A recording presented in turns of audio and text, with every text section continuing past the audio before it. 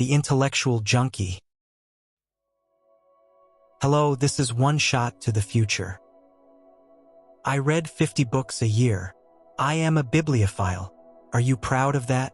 You post pictures of book covers on Instagram, feeling like you are ahead of everyone else. I'm sorry to burst your bubble, but unless you act on what you read, reading is nothing more than mental masturbation. It gives you a cheap dopamine hit. It makes you feel like you achieved something. But when you close the book, nothing in your life has changed. You are not growing, you are just getting high on words. Intellectual obesity. Think about it. Reading is input. It is like eating.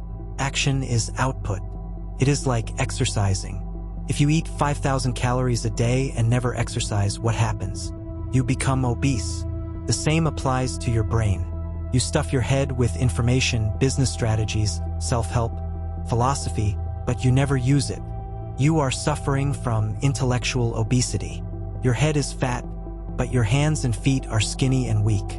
A fat brain doesn't make money. Moving hands make money. Books are painkillers for losers. Why do you read self-help books obsessively? Be honest. Is it to learn, or is it to escape? Your reality is painful. You are broke, you are lonely. So you open a book to hallucinate about a successful future. For you, that book is not a tool. It is a painkiller.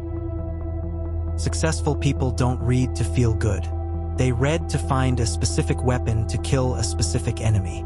They read one page, close the book, and go out to test it. That is the difference. You consume, they exploit. One line, one action. Stop reading for a while. You already know enough. If you read one line, do not read the next line until you have acted on the first one. Input without output is toxic.